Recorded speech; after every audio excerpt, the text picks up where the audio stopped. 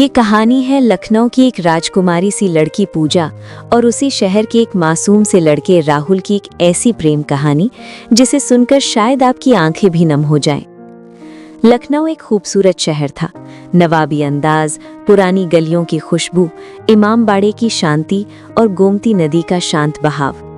सुबह फिजाओं में परिंदों की चहचहाहट होती और शाम आसमान सुनहरी रोशनी में डूब जाता। इसी शहर के एक किनारे रहता था राहुल, अपने नाम की तरह शांत, सरल और दिल का बेहद साफ। उसकी आंखों में गहरी उदासी थी, जैसे किसी खामोश समंदर की लहरें। राहुल अपनी बीमार माँ के साथ एक छोटे से कच्चे घर में रहता था। पिता बचपन में ही इस दुनिया को छोड़ चुके थे। अब माँ की देखभाल और घर चलाने की पूरी जिम्मेदारी उसी के नाजुक कंधों पर थी। गरीबी ने उन्हें चारों तरफ से घेर रखा था, लेकिन राहुल ने कभी हार नहीं मानी। वो लोगों के खेतों में मजदूरी करता, सब्जियां तोड़कर बाजार में बेचता और जैसे तैसे माँ की दवाइयों व 2 वक्त की रोटी का इंतजाम करता। जिंदगी मुश्किलों से भरी थी, फिर भी उसके होठों पर हमेशा हल्की सी मुस्कान रहती। दूसरी तरफ थी पूजा, लखनऊ के सबसे बड़े और ताकतवर जमींदार चौधरी सुरेश की इकलौती बेटी। गांव शहर के लोग उसे राजकुमारी कहते थे और वो सच में वैसी ही थी। महंगी गाड़ियां, ब्रांडेड कपड़े, बड़े बड़े बंगले, दुनिया की हर चीज उसके लिए पैसों से खरीदी जा सकती थी। पूजा को अपने पिता की दौलत और रुतबे पर गहरा घमंड था, लेकिन उसकी जिंदगी में एक दिन ऐसा आया जब उसने पहली बार राहुल को देखा। वो गोमती नदी के किनारे पानी भर रहा था। सूरज की किरणें उसके भीगे चेहरे पर पड़ रही थीं और एक अजीब सी चमक पैदा कर रही थीं। पूजा अपनी कार में बैठी उसे देखते ही रह गई। इतनी सादगी, इतनी सच्चाई। उसने पहले कभी एक ही इंसान में इतनी मासूमियत और खूबसूरती एक साथ नहीं देखी थी। उस दिन के बाद पूजा रोज किसी न किसी बहाने उसी रास्ते से गुजरने लगी जहां राहुल दिखाई देता। शुरुआत में उसने अपनी दौलत का रौब दिखाने की कोशिश की। एक दिन उसने अपनी चमचमाती कार राहुल के सामने रोकी। ए लड़के, कहाँ जा रहे हो? चलो, मैं छोड़ देती हूँ, पैदल चलने की क्या जरूरत? राहुल ने पहले कार को देखा, फिर पूजा की आंखों में झांका। उसकी नजर में ना लालच था, ना हैरानी। बहुत शांति से बोला, शुक्रिया, लेकिन मुझे पैदल चलने की आदत है, मेरी मंजिल पास ही है। और ये कहकर आगे बढ़ गया। पूजा सन्न रह गई। आज तक किसी ने उसके ऑफर को यूं ठुकराया नहीं था। उसका अहंकार घायल हो गया, लेकिन राहुल का आत्मसम्मान उसके दिल में कहीं गहराई तक उतर गया। धीरे धीरे पूजा की कोशिशें बढ़ने लगी। वो महंगे तोहफे लाती, लेकिन राहुल हर बार मना कर देता। राजकुमारी जी, हम गरीब जरूर हैं, मगर हमारी इज्जत और आत्मसम्मान हमारी सबसे बड़ी दौलत है। ये महंगी चीजें हमारे कच्चे घर में नहीं जचेंगी। पूजा को पहली बार एहसास हुआ कि राहुल उन लड़कों जैसा नहीं था जिन्हें वो जानती थी। उसकी सादगी, उसकी ईमानदारी, उसका स्वाभिमान पूजा के दिल को बदलने लगा। घमंड धीरे धीरे पिघल रहा था और उसकी जगह एक अनजान सा एहसास जन्म ले रहा था, जिसे लोग मोहब्बत कहते हैं। अब वो राहुल को दूर से देखती, उसकी मुस्कान में अपनी खुशी ढूंढती। एक दिन उसने हिम्मत जुटाई। राहुल, मैं जानती हूँ हम बहुत अलग हैं, लेकिन मेरा दिल तुम्हारे लिए धड़कता है। मैं तुमसे मोहब्बत करने लगी हूँ। राहुल उसकी आंखों में झांकता रहा। वहाँ झूठ नहीं था, सिर्फ सच्चाई। उसका दिल भी पूजा के लिए धड़कने लगा था, लेकिन वो दोनों की दुनिया के फर्क को जानता था। धीरे से बोला, पूजा, ये मुमकिन नहीं है। तुम एक राजकुमारी हो और मैं गरीब लड़का। आसमान और जमीन कभी एक नहीं हो सकते। पूजा ने उसका हाथ पकड़ लिया। मोहब्बत आसमान जमीन नहीं देखती राहुल, वो सिर्फ दिल देखती है। मैं तुम्हारे लिए सब छोड़ सकती हूँ, बस एक बार कह दो कि तुम भी। राहुल की आंखों से आंसू बह निकले। कांपते होठों से उसने अपनी मोहब्बत का इकरार कर लिया। उस शाम गोमती के किनारे 2 अलग अलग दुनिया के लोग एक हो गए। उनकी खामोश मोहब्बत की दास्तान शुरू हो चुकी थी, लेकिन उन्हें क्या पता था कि उनकी इस खुशी पर उनके अपने ही सबसे बड़े दुश्मन की नजर पड़ चुकी है। पूजा अब पहले जैसी नहीं रही थी। उसने फिजूल खर्ची छोड़ दी थी, गरीबों की तकलीफें समझने लगी थी। उसकी दुनिया अब राहुल के इर्द गिर्द घूमने लगी थी। और यही शुरुआत थी एक ऐसी प्रेम कहानी की जो आने वाले वक्त में इम्तिहानों से भरी होने वाली थी। कई बार पूजा चुपके से राहुल के घर राशन भिजवा देती या उसकी माँ की दवाइयों का इंतजाम कर देती, लेकिन इस तरह कि राहुल को कभी शक ना हो। उसे लगता कि शायद कोई नेक दिल इंसान उनकी मदद कर रहा है। राहुल भी पूजा की बदलती शख्सियत देखकर खुश था। उसे लगने लगा था कि शायद उसकी मोहब्बत में इतनी ताकत है कि वो पूजा को एक बेहतर इंसान बना देगी। एक शाम जब राहुल अपनी माँ को दवा देकर सुला चुका था, तभी किसी ने दरवाजा खटखटाया। राहुल ने खोला तो सामने पूजा खड़ी थी। वो घबरा गया। पूजा के हाथ में एक शॉल थी। धीरे से बोली, सर्दी बढ़ रही है, तुम्हारे पास ओढ़ने के लिए कुछ गर्म नहीं होगा? ये मेरी माँ की पुरानी शॉल है, उनसे कहकर लाई हूँ। राहुल की आंखें भर आईं। उसने कांपते हाथों से वो शॉल ले ली। ये पहला तोहफा था जो उसने पूजा से स्वीकार किया था, क्योंकि इसमें दौलत की चमक नहीं थी, बस एहसास की गर्मी थी। दोनों घर के बाहर खड़े देर तक बातें करते रहे। वक्त कब गुजर गया उन्हें पता ही नहीं चला। लेकिन वे नहीं जानते थे कि चौधरी विक्रम का एक आदमी दूर खड़ा सब देख रहा था। अगली सुबह जब पूजा हवेली लौटी तो उसके पिता चौधरी विक्रम पहले से हॉल में बैठे उसका इंतजार कर रहे थे। उनका चेहरा गुस्से से तमतमाया हुआ था। रात कहाँ थी तुम? पूजा घबरा गई। दोस्तों के साथ थी पिताजी। विक्रम गरज पड़े। झूठ, तुम उस 2 कौड़ी के लड़के राहुल के पास थी। पूजा सन्न रह गई। उसकी इतनी हिम्मत कि मेरी बेटी पर नजर डाले। उसने सोचा होगा कि तुम्हें फंसाकर इस हवेली का मालिक बन जाएगा। पूजा ने पहली बार अपने पिता के सामने नजर उठाई। उसके बारे में एक शब्द भी गलत मत कहिए, मैं उससे मोहब्बत करती हूँ और उसी से शादी करूंगी। इतना सुनते ही विक्रम आग बबूला हो गया। उसने पूजा को जोरदार थप्पड़ मार दिया। शादी? उस भिखारी से? खानदानी इज्जत मिट्टी में मिलाओगी? पूजा भी चीख पड़ी। दौलत और खानदान से ऊपर भी कुछ होता है पिताजी, मोहब्बत और इंसानियत, जो आपके पास नहीं है। बात बेटी की बहस बढ़ती चली गई। आखिरकार विक्रम ने फैसला सुना दिया। अब तुम इस कमरे से बाहर नहीं निकलोगी जब तक उस लड़के का भूत तुम्हारे सिर से नहीं उतर जाता। पहरेदारों को हुक्म मिला। पूजा को उसके कमरे में बंद कर दिया गया। वो चिल्लाती रही, लेकिन उसकी आवाज मोटी दीवारों में कैद होकर रह गई। लेकिन चौधरी विक्रम यही नहीं रुका। उसका घमंड उसकी सबसे बड़ी कमजोरी था। उसी शाम वो अपनी गाड़ी लेकर 2 आदमियों के साथ राहुल के घर पहुंचा। दरवाजा खुला तो सामने गांव शहर के सबसे ताकतवर आदमी को देखकर राहुल कांप उठा। विक्रम अंदर आया। नजरें उसके टूटे फूटे घर पर दौड़ाईं, फिर गुर्राया। तो है वो जिसने मेरी हीरे जैसी बेटी को अपने जाल में फंसाया है। राहुल हकबका गया। चौधरी साहब, आप ये क्या कह रहे हैं? वही जो सच है। फिर उसने ठंडे स्वर में कहा, कितने पैसे चाहिए तुझे मेरी बेटी को छोड़ने के? बोल, क्या कीमत है तेरी? राहुल का आत्मसम्मान जाग उठा। आप दौलत से सब खरीद सकते होंगे, मगर किसी की मोहब्बत और इज्जत नहीं। मेरी मोहब्बत बिकाऊ नहीं है। विक्रम हंस पड़ा। अच्छा, चल देखते हैं तेरी मोहब्बत कब तक जिंदा रहती है। उसकी नजर राहुल की माँ पर गई, जो चारपाई पर लेटी खांस रही थी। ये तेरी माँ है ना? सुना है बहुत बीमार रहती है। फिर जहर घोलते हुए बोला, इस शहर का डॉक्टर मेरी मर्जी के बिना एक गोली नहीं देता। अगर मेरी बेटी से दूर नहीं रहा तो तेरी माँ पानी की एक बूंद को तरस जाएगी। कोई तुझसे बात नहीं करेगा, कोई काम नहीं देगा, दोनों भूख से मरोगे। अब फैसला तेरा है, पूजा को भूल जा या अपनी माँ की मौत का तमाशा देख। ये कहकर वो चला गया। राहुल वहीं जमीन पर बैठ गया। उसकी आंखों के आगे अंधेरा छा गया। एक तरफ मोहब्बत, दूसरी तरफ माँ की सांसें। वो टूट चुका था। और चौधरी विक्रम ने जो कहा था वो सिर्फ धमकी नहीं थी। अगले ही दिन से राहुल और उसकी माँ की जिंदगी नर्क बन गई। पड़ोसी रास्ता बदल लेते, दूध वाले ने आना बंद कर दिया, दुकानदार ने उधार देने से मना कर दिया। जहां राहुल काम मांगने जाता, दरवाजा उसके मुंह पर बंद हो जाता। उन्हें समझ आ गया, पूरे इलाके में उनके खिलाफ फरमान जारी हो चुका है। घर में रखा थोड़ा सा अनाज भी खत्म होने लगा। सबसे बड़ा झटका तब लगा जब उसकी माँ की हालत अचानक बिगड़ गई। तेज बुखार, सांस लेने में दिक्कत। राहुल रोता हुआ शहर के इकलौते डॉक्टर के पास दौड़ा। उसने पैर पकड़ लिए। डॉक्टर साहब, मेरी माँ मर रही है, भगवान के लिए चलिए। डॉक्टर ने बेरुखी से कहा, मुझे चौधरी विक्रम का सख्त हुक्म है, मैं तुम्हारे घर नहीं आ सकता, अपनी नौकरी खतरे में नहीं डाल सकता। राहुल गिड़गिड़ाता रहा, लेकिन कोई असर नहीं हुआ। टूटे दिल से वो घर लौट आया। राहुल की माँ दर्द से तड़प रही थी और वो उनके लिए कुछ भी नहीं कर पा रहा था। उसने माँ का सिर अपनी गोद में रखा और फूट फूट कर रो पड़ा। उसकी सिसकियां अंधेरी झोंपड़ी में गूंज रही थीं। दूसरी तरफ पूजा अपने कमरे में कैद थी। वो खिड़की से बाहर झांकती और दूर कहीं राहुल के घर की दिशा में देखने की कोशिश करती, लेकिन उसे कुछ दिखाई नहीं देता था। उसे अंदाजा था उसके पिता जरूर राहुल को परेशान कर रहे होंगे। उसने बाहर निकलने की बहुत कोशिश की, दरवाजा पीटा, चिल्लाई, लेकिन पहरेदार चौकन्ने थे। उसे खाना दिया जाता मगर एक कौर भी उसके गले से नहीं उतरता। वो राहुल के लिए बेचैन थी, उसकी फिक्र में घुल रही थी।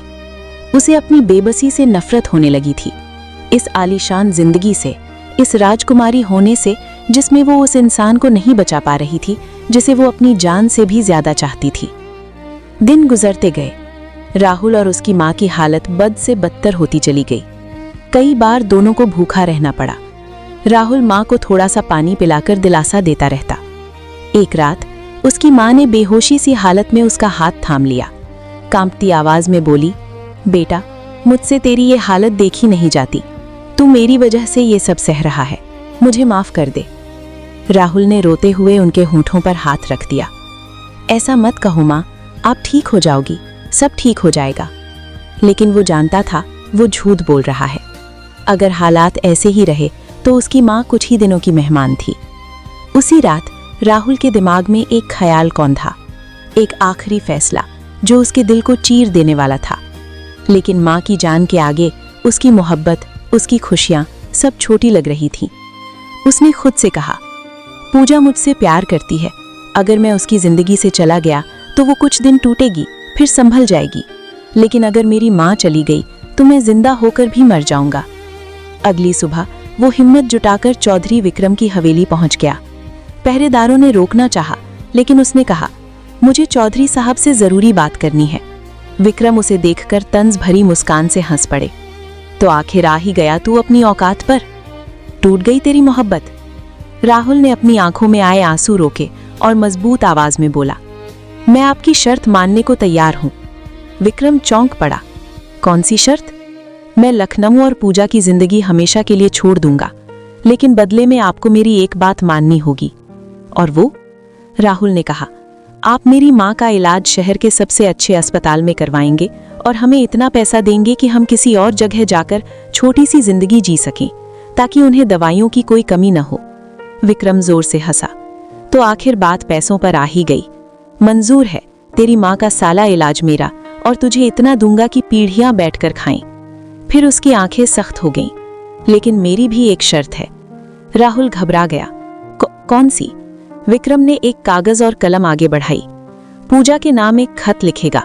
इसमें तू लिखेगा कि तूने कभी उससे मोहब्बत नहीं की, तू सिर्फ उसकी दौलत के पीछे था और अब मोटी रकम लेकर उसे छोड़ रहा है, ताकि वो तुझसे नफरत करे और कभी तेरा पीछा न करे। ये सुनते ही राहुल का दिल कांप उठा। अपनी मोहब्बत को अपने ही हाथों से झुठलाना ये मौत से कम नहीं था। लेकिन फिर उसे माँ का तड़पता चेहरा याद आया। उसने अपने आंसू निगल लिए और कांपते हाथों से कलम उठा ली। उसकी जिंदगी का सबसे दर्दनाक इम्तिहान शुरू हो चुका था। राहुल लिखता जा रहा था, हर लफ्ज उसके सीने में खंजर की तरह उतर रहा था। उसकी आंखों से गिरते आंसू कागज भिगो रहे थे। वो लिख रहा था, पूजा, जब तक ये खत तुम्हें मिले शायद मैं बहुत दूर जा चुका हूँ। मैं चाहता हूँ कि तुम सच्चाई जान लो। मैंने तुमसे कभी सच्ची मोहब्बत नहीं की। मैं एक गरीब लड़का हूँ और तुमने मुझे सिर्फ अपनी गरीबी से निकलने का रास्ता दिखाई दिया। तुम्हारे पिता चौधरी विक्रम बहुत अच्छे इंसान हैं। उन्होंने मेरी मजबूरी को समझा और मुझे इतनी रकम दी है कि अब मुझे किसी के सामने हाथ फैलाने की ज़रूरत नहीं पड़ेगी। मैं उनका शुक्रगुजार हूँ। मैं तुमसे भी माफ़ी चाहता हूँ कि मैंने तुम्हारे जज्बातों के साथ खेला, लेकिन अब मुझे मेरी मंजिल मिल गई है। प्लीज़ मुझे ढूंढने या मुझसे संपर्क करने की कोशिश मत करना। मैं अपनी नई ज़िंदगी में बहुत खुश हूँ। अपना ख्याल रखना। अलविदा, राहुल। खत लिखकर राहुल ने वो चौधरी विक्रम के हाथ में थमा दिया। ऐसा लग रहा था जैसे उसने अपनी रूह निकालकर उनके हवाले कर दी हो। विक्रम ने खत पढ़ा और उसके होठों पर शैतानी मुस्कान फैल गई। शाबाश, अब तुम जा सकते हो। रात को एक गाड़ी तुम्हारे घर आएगी, उसमें डॉक्टर होगा। चुपचाप शहर छोड़ देना और ये लो पैसे। उसने नोटों की मोटी गड्डी राहुल की तरफ उछाल दी। राहुल ने उन्हें हाथ तक नहीं लगाया, बस शांत स्वर में बोला, ये पैसे गाड़ी में रखवा दीजिएगा, मुझे इन्हें छूना नहीं है। और वो मुड़कर हवेली से बाहर निकल गया, हर कदम जैसे सीने पर पत्थर रखकर उठ रहा हो। उसी रात वादे के मुताबिक एक कार उसके घर के बाहर आकर रुकी। अंदर डॉक्टर और ड्राइवर मौजूद थे। डॉक्टर ने उसकी माँ को देखा, इंजेक्शन लगाया, जिससे उनकी हालत कुछ संभल गई। उन्हें धीरे से गाड़ी में लिटाया गया। राहुल ने आखिरी बार अपने घर को देखा, जहां उसने बचपन बिताया था, जहां उसने पूजा के साथ सपने बुने थे। उसकी आंखों से आंसू थमने का नाम नहीं ले रहे थे। वो चुपचाप कार में बैठ गया और गाड़ी अंधेरे में गुम हो गई। उसने अपना शहर, अपनी मोहब्बत, अपनी पहचान, सब कुछ पीछे छोड़ दिया था। 2 दिन बाद विक्रम ने सोचा कि अब पूजा को आज़ाद कर देना चाहिए। पहरेदारों को आदेश मिला। दरवाज़ा खोला गया। जैसे ही कुंडी हटी, पूजा तूफान की तरह बाहर निकली। राहुल कहाँ है? पिताजी, आपने उसके साथ क्या किया? विक्रम ने शांति से वही खत उसके हाथ में थमा दिया। पढ़ लो अपनी मोहब्बत की सच्चाई। जिस लड़के के लिए तुम मुझसे भिड़े रही थी, वो तुम्हें तुम्हारी दौलत के लिए इस्तेमाल कर रहा था। मैंने उसकी कीमत चुका दी और वो चला गया। पूजा ने कांपते हाथों से खत खोला। हर लाइन उसके सीने में आग की तरह उतर रही थी। नहीं, ये झूठ है। राहुल ऐसा नहीं कर सकता। वो चीख पड़ी। ये आपकी चाल है। विक्रम ने ठंडे लहजे में कहा, मैंने कुछ नहीं किया, ये उसी की लिखावट है। अगर यकीन नहीं तो उसके घर जाकर देख लो। वो और उसकी माँ शहर छोड़ चुके हैं। पूजा पागलों की तरह हवेली से बाहर दौड़ी, नंगे पांव, बिखरे बाल। वो राहुल के घर की ओर भागी। दरवाजे पर ताला लगा था। घर वीरान था। पड़ोसियों ने बताया, रात में ही चले गए। पूजा वहीं जमीन पर बैठ गई। खत अब भी उसके हाथ में था। उसकी आंखों से आंसू बहते रहे जब तक सूख नहीं गए। फिर वो उठी। अब उसकी नजरों में न दर्द था, न प्यार, सिर्फ पत्थर सी सख्ती। उसने ठान लिया, अब वो उस लड़के के लिए एक आंसू भी नहीं बहाएगी। मोहब्बत, उस शब्द से उसे नफरत हो गई थी। उस हवेली में उस दिन 2 रूहें मर चुकी थी, एक राहुल की और दूसरी उस पूजा की जो कभी प्यार किया करती थी। वक्त गुजरता गया। 5 साल बीत गए। इन 5 सालों में लखनऊ बहुत बदल चुका था। चौधरी विक्रम अब बूढ़े और कमजोर हो चले थे। हवेली और जमीनों की जिम्मेदारी अब पूरी तरह पूजा के हाथों में थी। लेकिन ये पूजा पहले वाली नहीं थी। वो और ज्यादा सख्त, ज्यादा घमंडी, ज्यादा बेरहम बन चुकी थी। उसके चेहरे से मुस्कान गायब हो चुकी थी। अब वो सिर्फ काम, पैसा और ताकत पहचानती थी। उसने अपने कारोबार को शहर शहर तक फैला दिया था। लोग उसके नाम से कांपते थे। विक्रम अपनी बेटी के इस तरक्की पर खुश होता था। उसे लगता था उसने सही वक्त पर राहुल को उसकी जिंदगी से निकाल दिया था। लेकिन पूजा अंदर से टूट चुकी थी। रातों को उसे नींद नहीं आती थी। हर तरफ राहुल का चेहरा दिखता, कभी हंसता हुआ, कभी रोता हुआ। वो लाख कोशिश करती उसे नफरत करने की, लेकिन उसकी यादें पीछा नहीं छोड़ती थी। लेकिन पूजा के दिल के किसी कोने में एक सवाल हमेशा जिंदा रहा, क्या राहुल सच में ऐसा था? दूसरी तरफ राहुल अपनी माँ के साथ एक दूसरे शहर में छोटे से किराए के मकान में रहने लगा था। चौधरी विक्रम के दिए पैसों से उसने माँ का बेहतरीन इलाज कराया। उनकी तबीयत ठीक हो गई थी, लेकिन दोनों अंदर से टूट चुके थे। माँ अक्सर कहती, बेटा, मेरी वजह से तेरी जिंदगी उजड़ गई। राहुल मुस्कुरा देता, माँ, आप सलामत हैं, मेरे लिए यही पूरी दुनिया है। उसने उन पैसों को सिर्फ इलाज और ज़रूरतों में लगाया, बाकी रकम को कभी छुआ तक नहीं। वो एक स्कूल में पढ़ाने लगा था और अपनी मेहनत से घर चलाता था। उसने शादी नहीं की। अब उसकी दुनिया बस माँ और उसके छात्र थे। लेकिन हर रात वो पूजा को याद करके रोता था और दुआ करता कि भगवान उसे हमेशा खुश रखे। फिर एक दिन कुदरत का पहिया घूम गया। चौधरी विक्रम का एक पुराना और वफादार आदमी जो अब मौत के बिस्तर पर था, उसने पूजा को बुलवाया। कांपते आवाज में बोला, बेटी, मरने से पहले अपने गुनाहों का बोझ हल्का करना चाहता हूँ। पूजा चौंक गई। क्या बात है चाचा? उस बूढ़े ने रोते हुए सब बता दिया, कैसे राहुल और उसकी माँ पर जुल्म हुए, कैसे उनका हुक्का पानी बंद कराया गया और कैसे मजबूर करके राहुल से झूठा खत लिखवाया गया। पूजा के पैरों तले जमीन खिसक गई, उसकी सांसें अटक गईं। बूढ़े ने तकिए के नीचे से एक पुराना मुरझाया हुआ खत निकाला। ये असली खत है बेटी, राहुल ने मुझे दिया था और कसम दिलाई थी कि सही वक्त आने पर तुम्हें दूं। पूजा ने कांपते हाथों से खत खोला। उस पर आंसुओं के पुराने निशान अब भी जमे थे। लिखा था, मेरी पूजा, अगर ये खत तुम्हें मिला है तो समझो वक्त ने सच्चाई खोल दी है। मैं जानता हूँ तुम मुझसे नफरत करती होगी, मगर यकीन करो मैंने सब मजबूरी में किया। एक तरफ तुम्हारी मोहब्बत थी, दूसरी तरफ मेरी माँ की जिंदगी। मैंने तुम्हें धोखा नहीं दिया, मैंने सिर्फ एक बेटे का फर्ज निभाया। जिस खत से तुमने मुझसे नाता तोड़ा, उसे लिखते हुए मैं हर लफ्ज पर मरता रहा। हो सके तो मुझे माफ कर देना। मैं हमेशा तुमसे प्यार करता था और हमेशा करता रहूंगा। सिर्फ तुम्हारा राहुल। खत पढ़ते ही पूजा जोर से रो पड़ी, जमीन पर गिर गई, बच्चों की तरह सिसकने लगी। 5 साल की नफरत, घमंड, सख्ती सब आंसुओं में बह गया। उसे एहसास हुआ उसने अपनी मोहब्बत पर नहीं, अपने जालिम पिता पर भरोसा किया था। वो तूफान की तरह चौधरी विक्रम के कमरे में घुसी। वो आराम कर रहे थे। पूजा ने खत उनके चेहरे पर फेंक दिया। क्यों किया आपने ये सब? अपने झूठे घमंड के लिए आपने 2 जिंदगियां तबाह कर दी। आपने मुझसे मेरा राहुल छीन लिया। विक्रम के पास कोई जवाब नहीं था। नजरें शर्म से झुक गईं। पूजा पागलों की तरह राहुल को ढूंढने निकल पड़ी। शहर दर शहर, महीनों की तलाश के बाद आखिरकार उसे वो छोटा सा शहर मिल गया। दरवाजा खटखटाया, सामने राहुल खड़ा था। पहले से थोड़ा कमजोर, लेकिन आंखों में वही शांति। दोनों बस देखते रह गए। 5 साल का दर्द, शिकवे और अधूरी मोहब्बत, सब कुछ उन नजरों में था। पूजा उसके पैरों में गिर पड़ी। राहुल, मुझे माफ कर दो। राहुल ने उसे उठाया। उसकी आंखों में भी आंसू थे। गलती तुम्हारी नहीं थी पूजा, हालात की थी। उसने बताया कि उसकी माँ 1 साल पहले चल बसी थी। पूजा फूट फूट कर रोने लगी। राहुल, चलो मेरे साथ, मैं तुम्हें हर खुशी दूंगी। मैं तुम्हारे बिना अधूरी हूँ। राहुल ने उसका हाथ थामा, फिर धीरे से छोड़ दिया। एक उदास सी मुस्कान के साथ बोला, पूजा, मैंने तुम्हें माफ कर दिया है, लेकिन अब लौट नहीं सकता।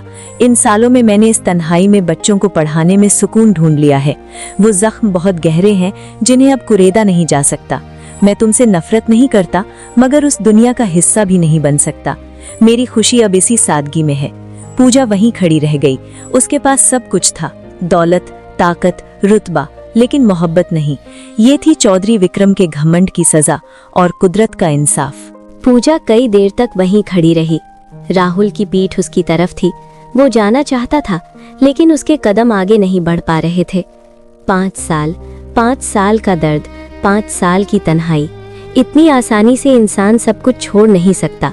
पूजा ने भर्राई आवाज में कहा, राहुल, अगर आज भी तुम्हारे दिल में मेरे लिए कुछ नहीं होता तो मैं अभी चली जाऊंगी और फिर कभी लौट कर नहीं आऊंगी। राहुल ठिठक गया। उसकी मुट्ठियां कस गईं। वो पलटा नहीं, लेकिन उसकी आंखों से आंसू गिर पड़े। मैंने हर रात तुम्हें याद किया पूजा, हर रात। वो धीरे धीरे उसकी तरफ मुड़ा। मैंने तुम्हें दिल से निकाला नहीं, बस जिंदगी से निकाल दिया था। पूजा आगे बढ़ी। तो फिर वापस चलो मेरे साथ। इस बार कोई दीवार हमारे बीच नहीं खड़ी होगी। मैं अपने पिता से लड़ूंगी। मैं तुम्हारा साथ नहीं छोड़ूंगी। राहुल की आवाज कांप गई। और अगर फिर वही हुआ तो? अगर फिर किसी ने मुझे तोड़ा तो? पूजा ने उसका हाथ पकड़ लिया। तो इस बार हम दोनों टूटेंगे, अकेले नहीं। राहुल की आंखें भर आईं। उसने पहली बार उसे कसकर थाम लिया। 5 साल बाद वो रोया, पूजा के कंधे पर सिर रखकर। शायद अब हम मुकम्मल हो सकते हैं। चौधरी विक्रम का टूटना। उधर लखनऊ में चौधरी विक्रम की हालत बदल चुकी थी। पूजा घर छोड़ चुकी थी। दौलत थी, नाम था, लेकिन बेटी नहीं। रातों को नींद नहीं आती। आईने में खुद को देखते तो वही सवाल गूंजता, मैंने क्या पा लिया? जिस आदमी को कभी पूरे शहर से सलाम मिलता था, आज वही आदमी अकेले कमरे में बैठकर रोता था। जब पूजा राहुल के साथ वापस लौटी तो विक्रम उन्हें देखकर सन्न रह गया। राहुल सामने खड़ा था, उसी सादे कपड़ों में, लेकिन सिर ऊंचा था। विक्रम ने कांपती आवाज में कहा, पूजा, ये? हाँ बाबा, यही राहुल है जिसे आपने मुझसे छीना था। विक्रम की आंखें भर आईं। वो धीरे धीरे आगे बढ़ा। पहली बार उसने सिर झुकाया। मुझसे बहुत बड़ा गुनाह हो गया। मैंने घमंड में अंधा होकर 2 जिंदगियां तोड़ दी। अगर हो सके तो मुझे माफ कर दो। राहुल चुप था काफी देर तक, फिर बोला, मैं आपको माफ कर सकता हूँ, लेकिन वो वक्त वापस नहीं आएगा जिसमें मेरी माँ जिंदा होती। विक्रम के घुटनों में जान नहीं रही। वो कुर्सी पर बैठ गया।